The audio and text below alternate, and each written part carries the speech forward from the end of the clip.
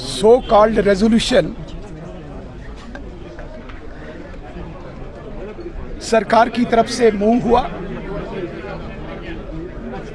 जो आज के बिजनेस में बिल्कुल भी नहीं था। अचानक आज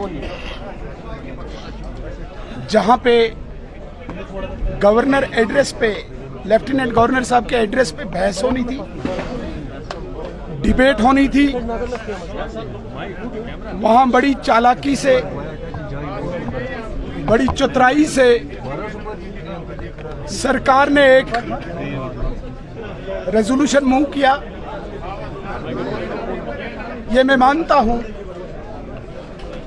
कि ये इस हाउस की मर्यादा, सैंक्टिटी को आज इन्होंने भंग कर दिया। और जो हमारे पास रिपोर्ट्स आई है, जो इस हाउस के कस्टोडियन हैं, स्पीकर हैं, कल शाम को उन्होंने खुद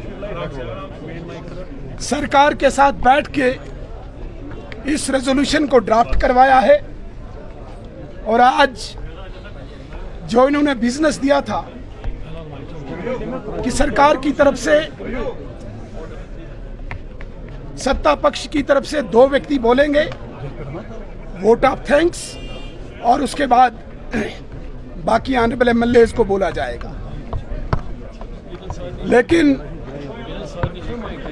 जो रेजोल्यूशन इलीगल है, जो रेजोल्यूशन अनकॉन्स्टिट्यूशनल है,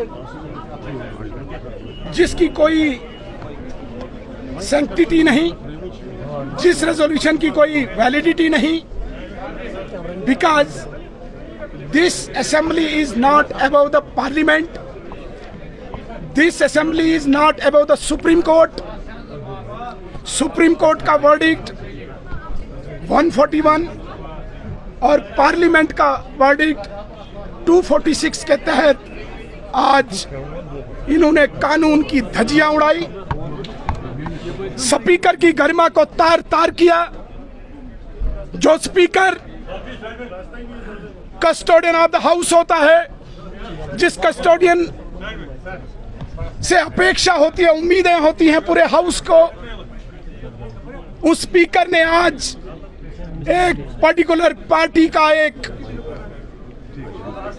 वर्कर कहें, एजेंट का काम किया है। धारा 370 एक हिस्ट्री है, धारा 370 एक इतिहास है। इस इतिहास को अब कोई यहाँ पे दोहरा नहीं सकता।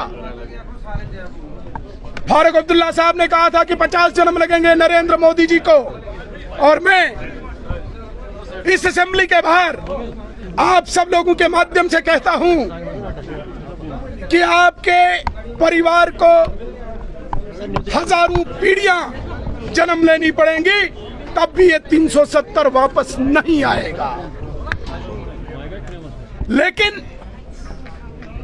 नेशनल कॉन्फ्रेंस को एक झूठ का पलिंदा, झूठ का इमारत तैयार करने की एक आदत है। कश्मीर के लोगों को गुमराह करने की, बेवकूफ बनाने की एक आदत है। क्योंकि ये जो सड़कों की सियासत करते थे, गरीबों के लोगों को 370 के नाम पे, एटॉनमी के नाम पे, जमात इस्लामी के नाम पे सड़कों पे लाते थे। धारा 370 हटने के बाद, 5 अगस्त के बाद यहाँ पे जो शांति आई है, जो अमन आया है, जो डेवलपमेंट आई है, उससे ये परेशान है।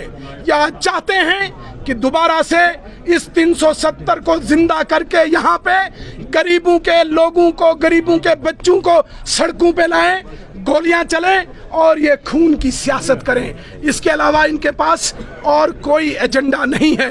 वरना आज सरकार का एजेंडा पेश होना था।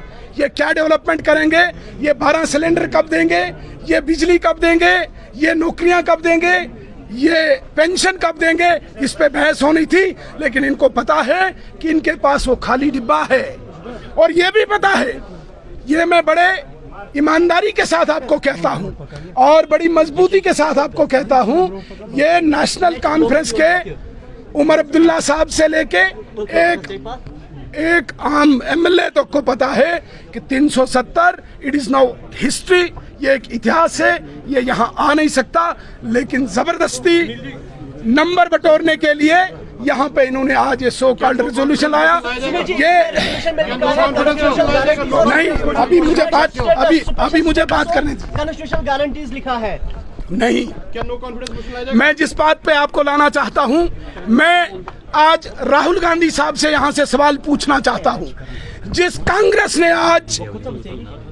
कांग्रेस के मेंबर्स ने आज 370 वापसी का रेजोल्यूशन का आज समर्थन किया है, ये एक शर्म की बात है। ये देश को शर्मसार करती है।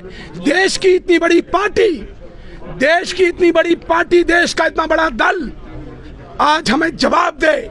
राहुल गांधी साहब जवाब दे, मल्लिकार्जुन खड़गे साहब जवाब दे, कांग्रेस आज जवाब दे कि 370 एब्रोगेशन के वो हक में है, या नेशनल कॉन्फ्रेंस ने आज जो रेजोल्यूशन लाया उसका आज उन्होंने जो समर्थन किया, इस पर उनको अपनी राय को वाजा करना होगा।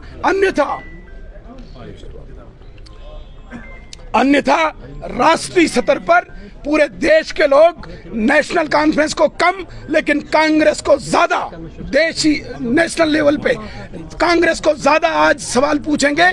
कांग्रेस को आज ज्यादा कटघरे में खड़े कर रहे हैं, इसलिए कांग्रेस को स्पष्टीकरण देना चाहिए।